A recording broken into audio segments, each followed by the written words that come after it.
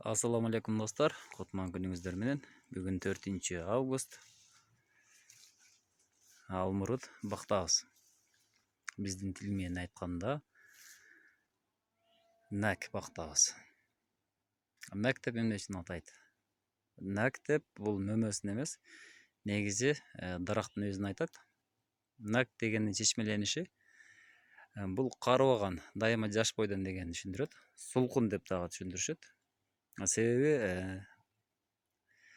нәк дарагы карыбайт деп коет. 100 жыл жашаган, 150 жашаган өтө чоң бактар бар. Ошол бактар мисалы үчүн кескенде ичи чирип калган же болбосо куруп калган болбойт. Сөңгөк, өзөк дайыма сулуу бойдон турат. Балким ошондуктан нәк деп атайт болуш керек. Бул жерде бул бактагы нәктин сорту Клапа жана Вильямс сорттору. Бул сорттор бири-бирин чаңдаштырат. Подвой бийик өсүүчү. 20 жылдык бак. Мунун өзгөчөлүгүн жөнүндө айтып кетем. Билесиздер, быйыл мөндүр жаагандан көпчүлүк алмалар, шабдалы, башка мөмө өсүмдүктөрү жабыркады. Көп зыян тартты. Бирок эмнегедир катуулугунан мына ушул алмұрут бак таза бойдон калган. Мына көрүңүздөр. Таптаза бойдон.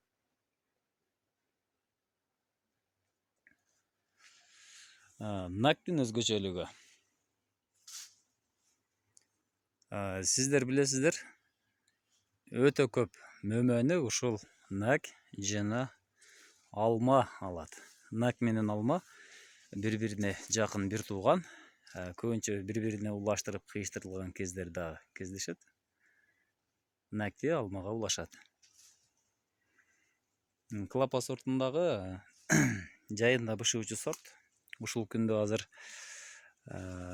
Клапа фурага алышы 50 сомдон болуп атат. 50 сом, 55-60 сомдон да болуп атат.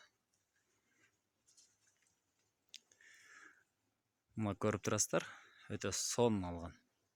Баштан аяк.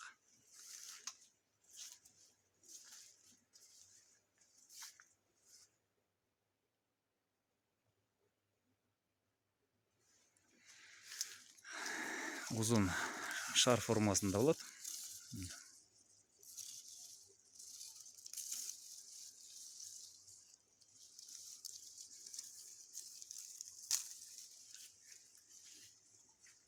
Мына ушундай формада.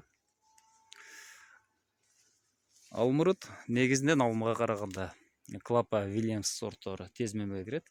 2-3 жылдан мөмө алып башташы мүмкүн. Баштан аяк мөмө.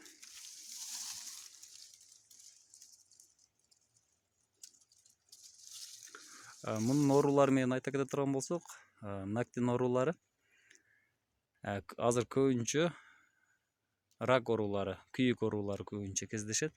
Андан тышкары шире көп түшөт. Кене жер көмүшү көп басат алмада эле. Алманын оорулары бүт бардыгы болот ушунда. Көбүнчөсү булар күйүк оорусу менен көп жабыркашы мүмкүн.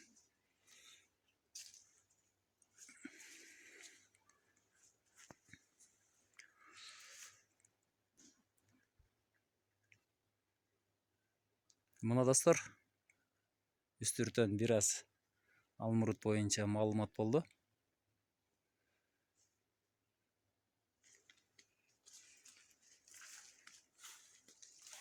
Азыр сиздерге 3 жылдык көчөттү көрсөтөйүн. Мына 3-жылы мөмөгө кире баштаган. Мына мөмөсү ар жагында турат. Мына достор, эң көп дараматты, пайданы көп берген алма менен мына ушул алмұрут болуп эсептелет. Эгер экспортко ылайыктуу сорттон тиген десеңиздер, анда